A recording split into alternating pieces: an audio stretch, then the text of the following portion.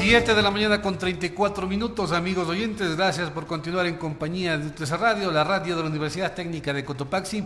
A esta hora, en esta mesa de trabajo, recibimos con mucho gusto al arquitecto Francisco Ulloa. Él, además de ser un docente investigador, es, por supuesto, historiador y forma parte de los destacados historiadores que tiene nuestro país, aquí en la provincia de Cotopaxi, de manera especial.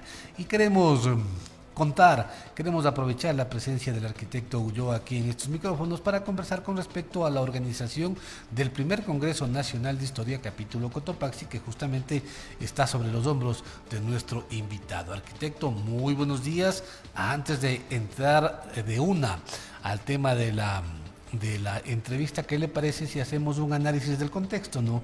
Y nos cuenta, nos señala desde su punto de vista cuál es la importancia de este tipo de eventos en los cuales se pretende, creo yo, regresar los ojos, ¿no?, a la historia. ¿Por qué es importante saber de dónde venimos? ¿Qué es lo que ha pasado en el pasado, valga la redundancia, mediato e inmediato? ¿Por qué, arquitecto? ¿En qué nos beneficia esto? Buenos días. Buenos días, Fernando. Buenos días a todos quienes sintonizan este prestigioso medio de comunicación. Mire, yo suelo utilizar ejemplos de la vida práctica para explicar la importancia de conocer los referentes del pasado.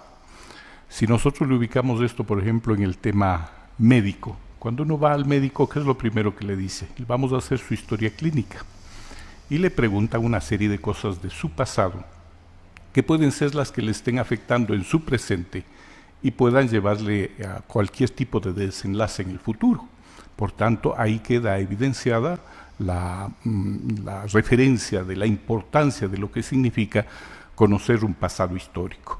Si eso que lo he explicado en términos médicos lo trasladamos a cualquier otro aspecto de la vida, digamos la cotidianidad de cada uno de nosotros, el hecho de que sepamos que tenemos un papá y una mamá, ya son dos referentes que nos han dado un contexto de la vida y cómo es la vida en un territorio, y eso nos ha ayudado a vivir en un presente. Pero a ese papá y a esa mamá tuvieron que antecederle ¿quiénes? Los abuelos, y ya son 4, y esos nos han dado una visión del pasado que va aportando progresivamente.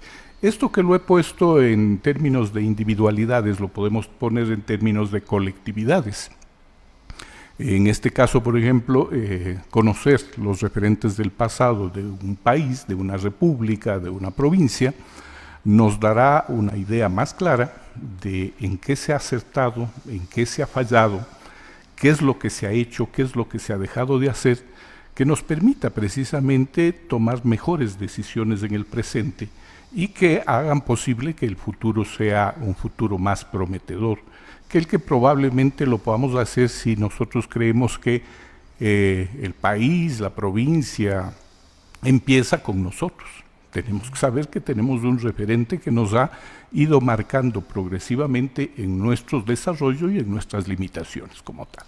Arquitecto, ¿coincide usted entonces con ese criterio de que quien no conoce la historia puede, y si no la analiza, puede repetirla en el futuro? Efectivamente. Mire, para que las instituciones puedan generar sus planes de desarrollo, ¿qué es lo que hacen primero las instituciones? Establecer un proceso diagnóstico, y ese proceso diagnóstico se basa en saber el origen, la misión, la visión, de dónde vinieron, qué hicieron, qué dejaron de hacer, qué han hecho bien para seguir haciéndolo, qué han hecho mal para corregirlo.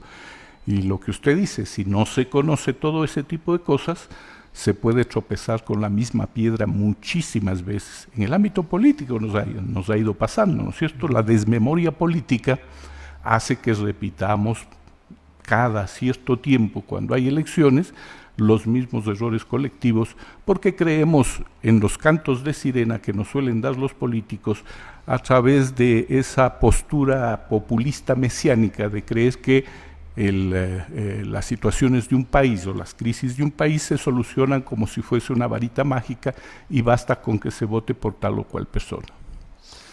7 de la mañana con 39 minutos. Arquitecto, ¿y qué pasa con ese también criterio que dice que la historia siempre la escribe el ganador y que los sectores olvidados, dejados de lado, no tienen su historia, es decir, no participan en la historia. Por ejemplo, conquista de América.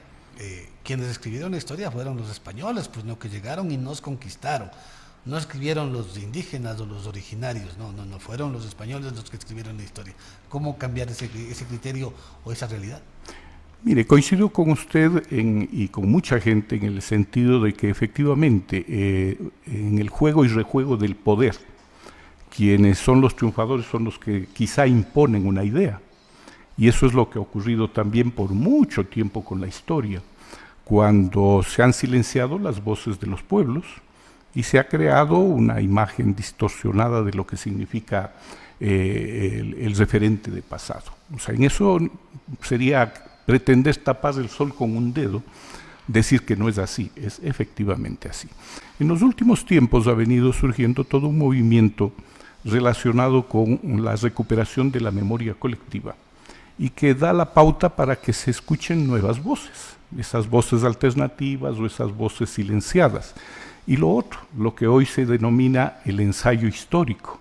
El ensayo histórico que nos permite, a la luz de lo que dijeron otros y de lo que se silenciaron de los otros, se pueda ensayar una nueva visión de la historia social como tal. Y esa nueva visión de la historia social nos permite generar un proceso de debate adecuado de las realidades en torno a este tipo de cosas.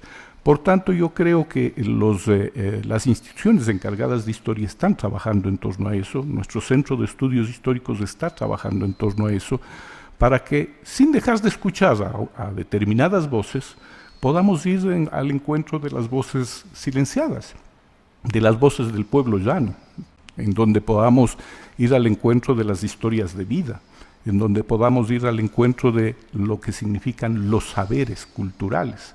Recuerde usted que la Constitución de la República habla, entre otras cosas, de la obligatoriedad de construir una sociedad intercultural.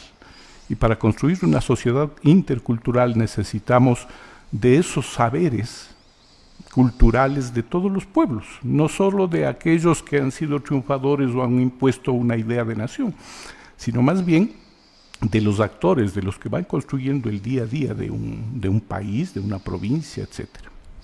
7 de la mañana con 41 minutos. Arqui, con todos estos antecedentes, entonces, ¿cómo se proyecta el primer Congreso Nacional de Historia, capítulo Cotopaxi, tomando en cuenta lo que acabamos de decir, ¿no? Esta necesidad de, a lo mejor, rever, cuestionar y analizar de manera más profunda el pasado para saber en dónde estamos y cómo nos proyectamos? Sí, el hecho de que este Congreso sea una primera versión ya es un gran paso. ¿Por qué? Porque no estamos apuntando a un evento por un evento que se realice esporádicamente y que se olvide. El momento que usted institucionaliza y secuencializa un evento, está dando la posibilidad de que, a la luz de lo que se discuta en este primer Congreso, en un segundo Congreso se hagan nuevas reflexiones, en un tercero igual, etcétera, etcétera. Es en ese marco en el que se inscribe este primer Congreso capítulo Cotopaxi, en donde la invitación es abierta, mi estimado Fernando, invitación abierta no para exclusivamente expertos en la materia de la historia, sino a aquellos que están interesados por conocer y recrear la memoria colectiva de los pueblos. Se puede participar de dos maneras, se puede participar como ponente o se puede participar como asistente para ver qué es lo que se dice y se puede participar en las diferentes tertulias. Este congreso, que viene siendo trabajado desde los primeros días de este año, tendrá realización efectiva aquí en la sede de la Universidad Técnica de Cotopaxi los días 14 y 15 de noviembre del presente año.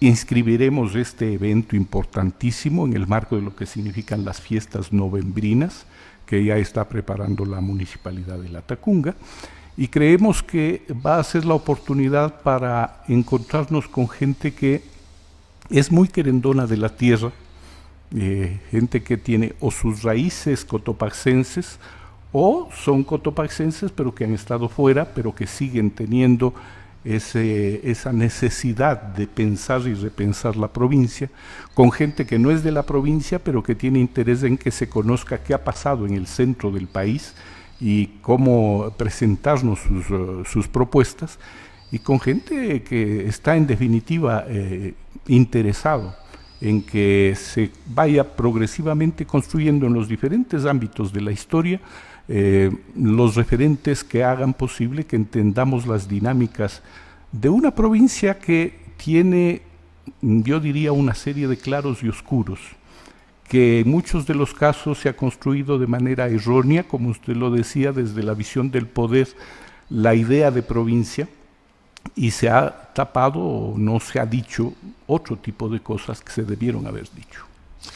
¿Coincide usted, arquitecto, en la necesidad de justamente ir aclarando o ubicando estos claroscuros?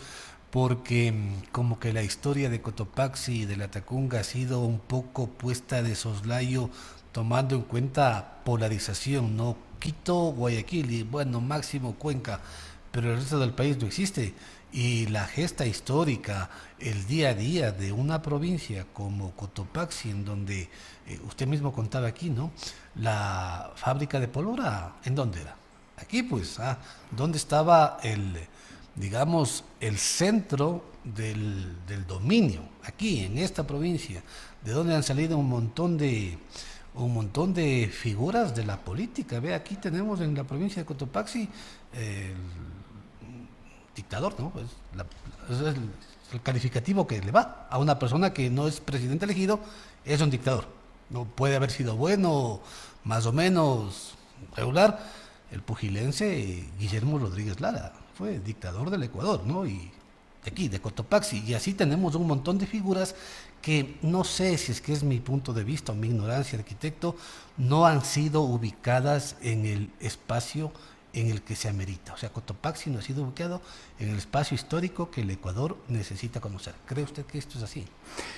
Es así por una bicefalía que ha existido histórica en el país, una bicefalía que da una competencia permanente entre Quito, la capital política, y Guayaquil, la capital económica, y que ha hecho que desde sus centros de poder económico y político se geste una idea errónea de nación, haciendo que existan provincias de primera, provincias de segunda, provincias muy atendidas y provincias olvidadas, y que se deje de lado una serie de elementos importantes que van aportando estas provincias denominadas erróneamente también pequeñas o chicas. Es por eso que, mire que hace pocos días en un medio de comunicación me invitaron a hablar sobre el 10 de agosto. Y yo les decía, justo 2 días antes del 10 de agosto del presente año, llevé a un colectivo de estudiantes míos de la carrera de comunicación a Tilipulo. Y en Tilipulo les decía, aquí se gestó el 10 de agosto.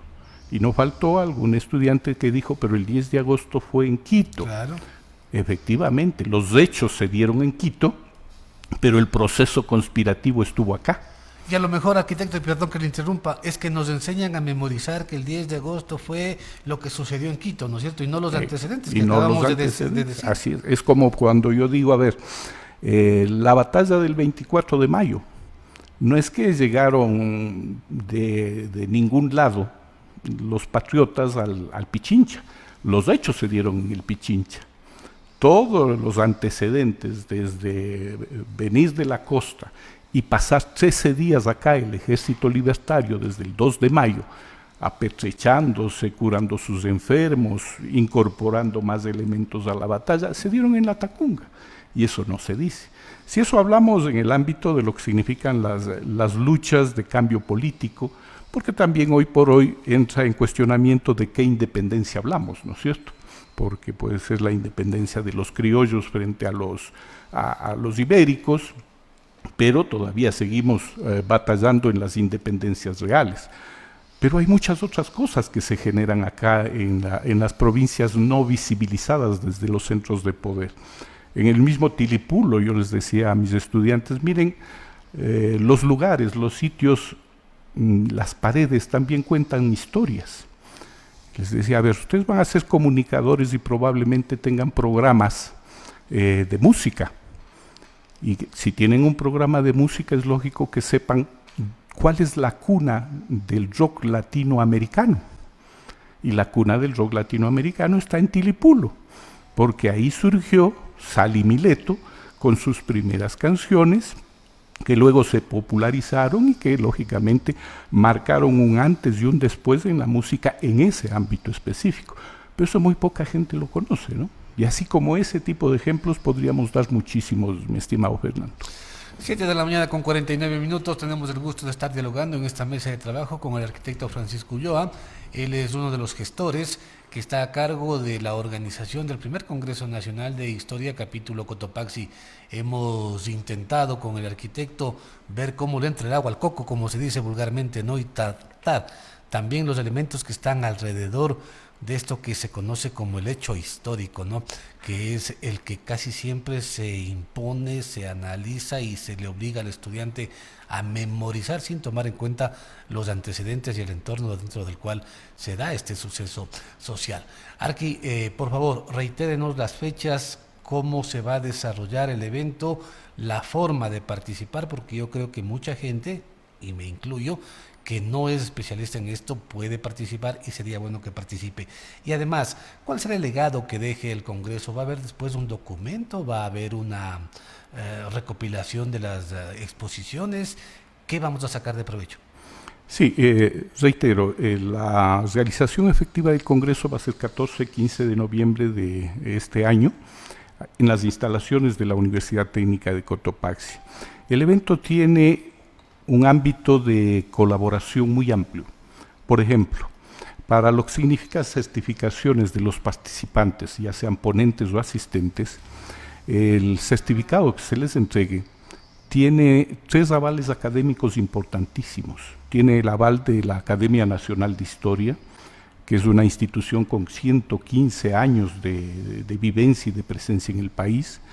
Tiene el aval de la Flaxo Ecuador, la Facultad Latinoamericana de Ciencias Sociales, con una trayectoria importantísima en la investigación social del Ecuador, con una presencia de 50 años, y tiene el aval académico de la Universidad Técnica de Cotopaxi, que en enero del próximo año estará marcando sus 30 años de presencia en la universidad del centro del país.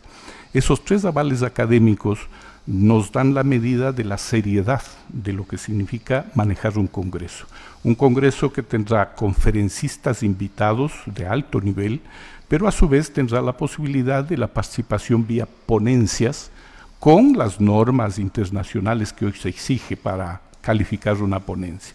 Hay plazos para las entregas de las ponencias, hay plazos para lo que significa la evaluación de pares ciegos, que califiquen si la ponencia está apta o no para ir a ese congreso y lógicamente todo este proceso se va dando ya durante estos tiempos. Todo aquel que esté interesado en ir en el día a día del congreso, la sugerencia sería que ingrese utilizando las redes sociales a la página web del congreso, congresohistoria2024.web.app. Congreso Historia 2024.web.app, y tendrán la agenda, tendrán en forma automática y virtual la posibilidad de hacer su inscripción, de hacer las consultas, acudir al canal de YouTube del propio Congreso, tratar de establecer y absolver las inquietudes que tuvieran en torno a sus participaciones y demás. Estamos contando, mi estimado Fernando, aparte de los avales con auspiciantes, y en esto yo quiero hacer público mi agradecimiento tanto al sector público como al sector privado que se está sumando a esta propuesta que ha hecho el Centro de Estudios Históricos de la provincia de Cotopaxi, ya que el Centro de Estudios Históricos no cuenta con recursos económicos, pero cuenta con la gran voluntad de incorporar en las responsabilidades de este Congreso a una serie de instituciones. Ya hemos mencionado el auspicio de la universidad con su sede y con una serie de aportes que está dando en lo que significa la logística del evento, pero tenemos, por ejemplo, instituciones como la Casa de la Cultura de Cotopaxi, que se va a hacer cargo absolutamente de todo lo que es la agenda artístico-cultural, porque aparte de la agenda académica va a haber una agenda artístico-cultural. Tenemos, por ejemplo, al Centenario Instituto Tecnológico Superior Vicente León. Ellos, a través de su escuela de gastronomía, van a hacer todo lo que es el Festival Gastronómico de la provincia de Cotopaxi, que también forma parte del Congreso. Las instituciones privadas, hay una serie de establecimientos de hotelería local que están auspiciando el evento, especialmente para acoger a los conferencistas invitados. Hemos logrado que entre los conferencistas e invitados esté gente de enorme trayectoria. Voy a mencionar unos cuantos nombres. Está, por ejemplo, la doctora Tamara Estupiñán Viteri, de origen cotopaxense, que ha hecho muchos estudios sobre la provincia, especialmente lo relacionado con la presencia de los incas, y esa es la temática que ella va a abordar. ¿Cuál ha sido la presencia de los incas en Cotopaxi, su trascendencia, sus impactos, etcétera, etcétera? Va a estar presente otro experto internacional de gran trayectoria, familiar de doña Victoria Vázquez Cubi, el doctor Nicolás Cubi, que es actualmente quien dirige todos los estudios históricos de la Flaxo. Él, por ejemplo, va a abordar los referentes histórico-geológicos del volcán Cotopaxi.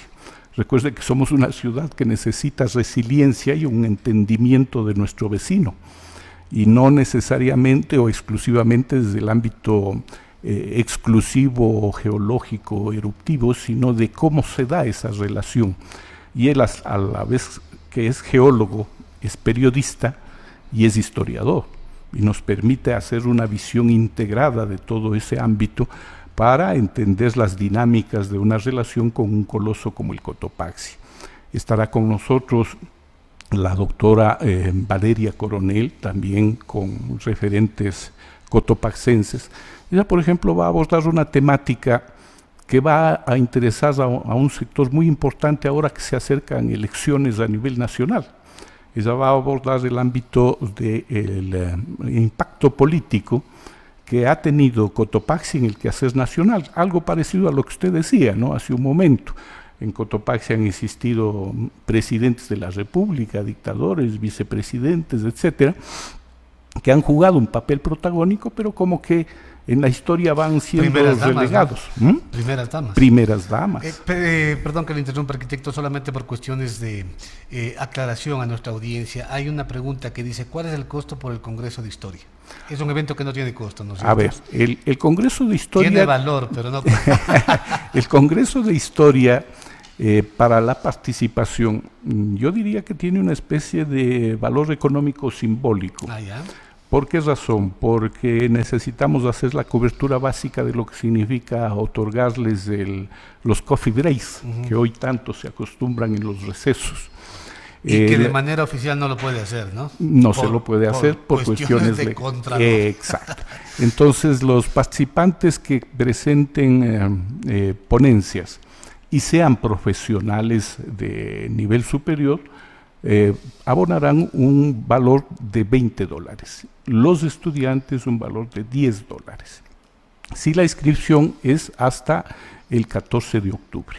Después del 14 de octubre hasta el día de la inauguración, se incrementará en $5 cada uno de estos valores. Ahora, yo quisiera hacerles una aclaración, porque a veces vale la pena que hagamos esa aclaración. Mire, este valor económico a ser cancelado sirve es para esto, para los cafecitos y demás, ¿no es cierto? Porque si alguien quiere poner el costo económico frente a esto, bastaría que vea otros eventos y los costos que tienen para saber que es un valor simbólico. Claro. El otro elemento es que simple y llanamente con el kit que va a recibir el primer día, ya estaría sobrepasando el valor económico que aporta. Permítame, arquitecto, decir, mire, la persona que hizo esa pregunta hace una aclaración, dice, perdón, no es costo, es inversión. Es inversión, perfecto, y me parece muy bien que lo señale. Una reflexión espectacular de nuestro amigo oyente. Exacto, es una inversión en la que usted me preguntaba hace un momento, ¿qué nos deja para el futuro? Para el futuro nos deja el hecho de que se va a publicar las memorias serán entregadas de manera digital y también en físico a los participantes. pero el primer día mismo del evento se va a entregar un kit completo, con libros, con una serie de cosas que ya están ahí, elementos como para que pueda disfrutar de la sana lectura, del conocimiento y demás. 7 de la mañana con 59 minutos, qué interesante, arquitecto, el tema que acabamos de tratar con usted, que ha tenido la gentileza de expresarlo, explicarlo aquí, ¿no?, en esta mesa de trabajo. Hablábamos con el arquitecto Francisco Ulloa sobre el primer Congreso Nacional de Historia, capítulo Cotopaxi. Hemos abordado también los antecedentes, algunos otros temas que con el arquitecto hemos tenido el gusto de abordarlos y de tratar de entenderlos, ¿no?, y la proyección, la importancia que tendrá este evento. Arquitecto, queda todavía mucha tela por cortar, pero también, asimismo, mucho tiempo que creo yo podremos aprovechar para seguir conversando de este tema y a lo mejor hacer un acercamiento, ¿no?, con los invitados que van a llegar y tenerlos en esta mesa de trabajo y poder ampliar la necesidad de la reflexión sobre la historia. Así es, mi estimado Fernando, agradeciendo la invitación. Señalando el agradecimiento a la propia radio que forma parte de el plus de medios de comunicación que van a hacer la cobertura del evento como auspiciantes, ya que el momento en que la señora rectora autorizó el auspicio lo hizo extensivo a toda la universidad. Entiendo que ya en los próximos días los spots del Congreso serán pasados por acá por la radio. Relaciones Públicas creo que lo está trabajando. Y lógicamente con usted, Fernando, pues se coordinará lo que significará la presencia de los conferencistas en este medio de manera directa para que puedan explicitar todos los aspectos relacionados con los temas históricos de la provincia. Por supuesto que sí, para eso estamos, arquitecto. Así es que a trabajar en eso. 8 de la mañana con 1 minuto, agradecemos sobremanera a nuestro invitado.